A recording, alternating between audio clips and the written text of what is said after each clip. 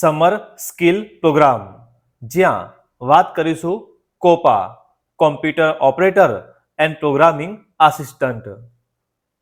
સૌથી પહેલા, what is MS Excel? Microsoft Excel શું છે? માઇક્રોસોફ્ટ એક્સેલ એ એક શક્તિશાળી સ્પ્રેડશીટ પ્રોગ્રામ છે જેનો ઉપયોગ ડેટા ગોઠવવા, ગણતરી કરવા અને ચાર્ટ બનાવવા માટે થાય છે. તે વ્યવસાય, શિક્ષણ અને રોજિંદા હિસાબ કિતાબ માટે ખૂબ જ ઉપયોગી સાધન છે. જ્યાં વર્કબુક, એક્સેલની ફાઇલને વર્કબુક કહેવાય છે. તેનું ડિફોલ્ટ એક્સટેન્શન .xlsx હોય છે. વર્કશીટ, વર્કબુકની અંદર આવેલા પેજને વર્કશીટ અથવા સ્પ્રેડશીટ કહે છે. એક વર્કબુકમાં એકથી વધુ શીટ હોઈ શકે છે. આ સિવાય રો, શીટમાં આવેલી આડી લાઈનો રો કહે છે, જેને 1, 2, 3 જેવા નંબરો આપવામાં આવે છે. કોલમ, શીટમાં આવેલી ઊભી લાઈનોને કોલમ કહે છે, જેને ABC જેવા અક્ષરો આપવામાં આવે છે. સેલ, રો અને કોલમ જ્યાં એકબીજાને છેદે છે તે બોક્સને સેલ કહેવાય છે. સેલ એડ્રેસ, દરેક સેલનું એક અનોખું નામ હોય છે, જેમ કે પ્રથમ સેલનું નામ A1, એ કોલમ અને પહેલી રો હોય છે. ચાર્ટ ઇન એક્સેલ, એક્સેલમાં ચાર્ટ. માઇક્રોસોફ્ટ એક્સેલમાં ચાર્ટનો મુખ્ય ઉપયોગ ડેટાને વિઝ્યુઅલ અથવા ગ્રાફિકલ સ્વરૂપમાં દર્શાવવા માટે થાય છે, જેથી જટિલ નંબરો અને આંકડાઓને સરળતાથી સમજી શકાય. આ સિવાય પીવોટ ટેબલ ઇન એક્સેલ, એક્સેલમાં પીવોટ ટેબલ. માઇક્રોસોફ્ટ એક્સેલમાં પીવોટ ટેબલ એ ડેટાનું વિશ્લેષણ કરવાનું એક અદ્ભુત અને શક્તિશાળી સાધન છે, જે મોટા ડેટામાંથી સેકન્ડોમાં સારાંશ તૈયાર કરી આપે છે. સરળ શબ્દોમાં કહીએ તો, જો તમારી પાસે એક્સેલ શીટમાં હજારો લાઇનનો ડેટા હોય તો પીવોટ ટેબલ કોઈ પણ ફોર્મ્યુલા વગર તે ડેટાને આપમેળે ગણીને ગોઠવીને એક નાનું અને સમજી શકાય તેવું ટેબલ બનાવી દે છે, જે તમે આપેલ સ્ક્રીનમાં જોઈ શકો છો. એક્સેલ, જેને પ્રેક્ટિકલ દ્વારા વધુ માહિતી મેળવીશું. સૌથી પહેલા કમ્પ્યુટરમાં ટાસ્ક બારની અંદર સર્ચ, જ્યાં ક્લિક કરીને ટાઈપ કરીશું એક્સેલ, EXCEL, જેથી કમ્પ્યુટરમાં એક્સેલ હોય તો આ પ્રકારે જોવા મળશે. તેને ઓપન કરીશું, જ્યાં બ્લેન્ક વર્કબુક, જેથી આ પ્રકારની સ્ક્રીન જોવા મળશે. જ્યાં સૌથી ઉપર ઇન્સર્ટ, પેજ લેઆઉટ, ફોર્મ્યુલાઝ, જેને મેનુ ગણીશું, અને તે મેનુના સબ પાર્ટ એટલે કે રિબન ગ્રુપ જે તેની નીચેની સાઈડ જોવા મળે છે. ત્યાર પછી નેમ બોક્સ એટલે કે એડ્રેસ બાર, કરંટ સેલનું એડ્રેસ તમને ત્યાં જોવા મળશે. જેમ સેલ બદલાય ત્યાં એડ્રેસમાં ફેરફાર તમે જોઈ શકો છો. ફોર્મ્યુલા બાર, જ્યાં આપણે આગળ જતા ફોર્મ્યુલા જોઈશું. વર્ક એરિયા, કોલમ અને આડી લાઈન જેને ગણીશું રો. નીચેની સાઈડ શીટ 1 પ્લસ કરીને આ પ્રકારે શીટ ઉમેરી શકાય છે. ત્યાં નીચે સ્ટેટસ બાર અને અંતે ટાસ્ક બાર. સ્ટેટસ બારમાં ઝૂમ સ્લાઇડર જોવા મળે છે, જેથી તમે વર્કબુકને ઝૂમ ઇન અને ઝૂમ આઉટ ઓપ્શન દ્વારા જરૂરિયાત મુજબ સ્ક્રીન પર સેટ કરી શકો છો. આપેલ શીટમાં અમુક ગણતરીઓ કરતા શીખીશું. તે માટે અલ્ટર શિફ્ટ નો ઉપયોગ કરીને તમે ગુજરાતીમાં ટાઈપ કરી શકો છો.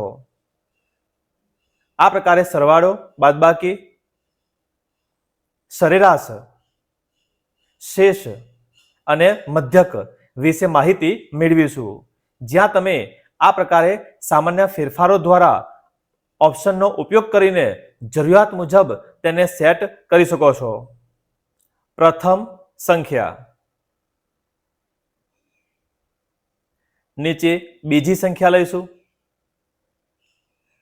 અને જવાબ. ફોર્મેટ પ્રિન્ટર દ્વારા આ પ્રકારે ફેરફાર કરી શકાય. આ પ્રકારે કલરમાં તમે ઈચ્છો તે સેટ કરી શકો છો.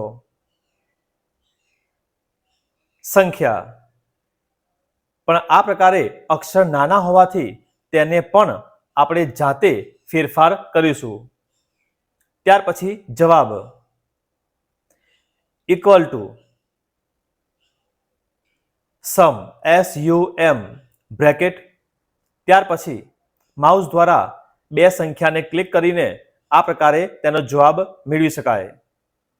ફોર્મેટ પ્રિન્ટર દ્વારા તમામ સંખ્યા એક સરખી સાઇઝની દર્શાવીશું અને આ પ્રકારે સંપૂર્ણ ડેટાને પણ સેટ કરી શકાય. ત્યાર પછી બાદબાકી 46, બીજી સંખ્યા 20. બાદબાકી માટે ઇક્વલ ટુ પહેલી સંખ્યા ઓછા બીજી સંખ્યા સિલેક્ટ કરીશું અને એન્ટર આપતા આન્સર જોવા મળશે. સરેરાશ, પહેલી સંખ્યા, બીજી સંખ્યા. ત્યાર પછી જવાબ માટે is equal to average, AVERAGE કૌંસમાં પહેલી અને બીજી સંખ્યાને સિલેક્ટ કરીને તેની એવરેજ મેળવી શકાય.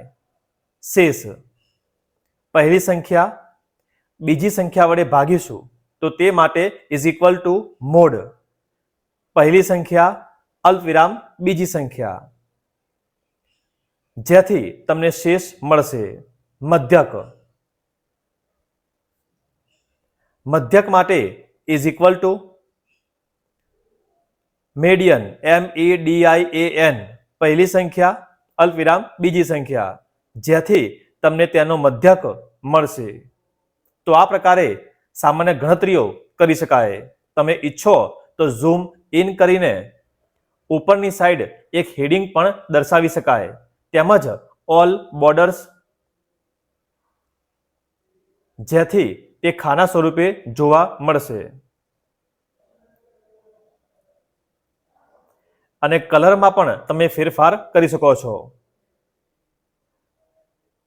હેડિંગ માટે લાઈન સિલેક્ટ કરી આપીશું મર્જ અને ત્યાં ટાઈપ કરીશું એક વાક્ય. કંઈ પણ આપી શકાય. હાલ પૂરતું એક્સેલમાં વિવિધ પ્રકારની ગણતરી, જેને તમે થોડા ફેરફારો દ્વારા વધુ આકર્ષક દેખાય તેમ કરી શકો છો. હવે આ ફાઇલને કમ્પ્યુટરમાં સેવ કરતા શીખીશું. તે માટે ફાઇલ, સેવ, જેથી ધીસ પીસી અથવા તો લઈશું બ્રાઉઝ, જેથી તમને આ પ્રકારના વિન્ડોમાં ધીસ પીસીની અંદર તમારા ડ્રાઈવ અથવા તો ફોલ્ડરમાં એ ફાઇલને યોગ્ય નામ આપીને સેવ કરીશું, જેમ કે summer_skill_program_excel. સેવ. હવે આ ફાઇલ કમ્પ્યુટરમાં સેવ થઈ ગઈ છે. ફાઇલને બંધ કરીશું. ફરીથી તે જ ફાઇલને ઓપન કરવી હોય તો ધીસ પીસી, ડી ડ્રાઈવ, જ્યાં તમને સમર સ્કિલ પ્રોગ્રામની ફાઇલ જોવા મળે છે, તેને ડબલ ક્લિક કરતા અથવા તો ઓપન કરતા તે ફાઇલ તમને જોવા મળશે. ત્યાર પછી ચાર્ટ. તો એક્સેલની અંદર બીજી શીટમાં એક સામાન્ય ટેબલ તૈયાર કરીશું, જ્યાં વસ્તુનું નામ અને ખર્ચની વિગતો તમને જોવા મળે છે. અંતે કુલ ખર્ચ, જ્યાં કુલ ખર્ચના ભાગને વધારે હાઇલાઇટ કરીશું. હવે આ ડેટાના આધારે ચાર્ટ બનાવવા માટે સૌથી પહેલા ડેટાને સિલેક્ટ કરીશું, જ્યાં કુલ ખર્ચ લઈશું નહીં. ઇન્સર્ટ, જ્યાં રિકમેન્ડેડ ચાર્ટ્સ, જ્યાં તમને રિકમેન્ડેડ ચાર્ટ્સનો ઓપ્શન જોવા મળે છે, જેમાંથી જે ચાર્ટ તમને યોગ્ય લાગે તેને સિલેક્ટ કરીને આપીશું ઓકે. તો હવે આ ચાર્ટ તમને સ્ક્રીન પર જોવા મળે છે. તેની સાઇઝમાં તમે ફેરફાર કરી શકો છો. ત્યાર પછી આ જ ચાર્ટમાં ચાર્ટ સ્ટાઇલ્સ, જ્યાં આ ચાર્ટને અલગ અલગ સ્ટાઇલથી દર્શાવેલ છે. તમને આપેલ ઓપ્શનમાં જે સ્ટાઇલ ગમે તે સ્ટાઇલ સિલેક્ટ કરીશું તો તે સ્ટાઇલ આપેલ ચાર્ટમાં એપ્લાય થયેલ જોવા મળશે. તો હવે આ પ્રકારે કલર કોમ્બિનેશન સાથે તમે પાઈ ચાર્ટ જોઈ શકો છો. અને અંતે પીવોટ ટેબલ. તે માટે નવી શીટમાં આ પ્રકારનો ડેટા તૈયાર કરીશું, જ્યાં તાલીમાર્થીનું નામ, ટ્રેડ, ગામનું નામ, આઈટીઆઈનું નામ અને આગળ ક્રમ દર્શાવેલ હોય. અને ત્યાં રેન્ડમલી ડેટાને એન્ટર કરીશું. અંદાજે 10 જેટલા ડેટા લઈ શકાય. પીવોટ ટેબલ માટે ડેટાને સિલેક્ટ કરી ઇન્સર્ટ, પીવોટ ટેબલ, જ્યાં ફ્રોમ ટેબલ ઓર રેન્જ ઓપ્શનને સિલેક્ટ કરીશું, જ્યાં એક્ઝિસ્ટિંગ વર્કશીટ, અને ત્યાર પછી સિલેક્ટ કરીને ઓકે, જેથી આપેલ જગ્યાએ પીવોટ ટેબલ ઉમેરાશે. જ્યાં પીવોટ ટેબલ ફિલ્ડ્સ નામનું એક સાઇડ પેનલ તમને જોવા મળે છે, જ્યાં આઈટીઆઈનું નામ સિલેક્ટ કરતા આ પ્રકારે નામ ફિલ્ટર થઈને, તાલીમાર્થીના નામ ફિલ્ટર થઈને તમને જોવા મળે છે. જો તમારે તાલીમાર્થીના નામના બદલે તેની સંખ્યા ગણવી હોય તો વેલ્યુઝમાં તેને લાવીશું. તો હવે બાયડમાં 7, મોડાસામાં 3 તાલીમાર્થીઓ છે. આ સિવાય તમે જો ઈચ્છો તો તેમના ટ્રેડ પણ લઈ શકો. તો ટ્રેડ સિલેક્ટ કરતા કોપામાં 3, ઈટીમાં 1, ફિટરમાં 2 આ પ્રકારે સારાંશ મેળવી શકાય છે. તો આમ ડેટાના આધારે તેનો સારાંશ તૈયાર કરવા માટે પીવોટ ટેબલનો ઉપયોગ કરી શકાય. તો આમ સમર સ્કિલ પ્રોગ્રામમાં કોપા વિશેની સામાન્ય જાણકારી મેળવી. આવા જ તમામ ટોપિક માટે સબસ્ક્રાઇબ કરો. જલ્દી મળીશું નવા વિડીયોમાં.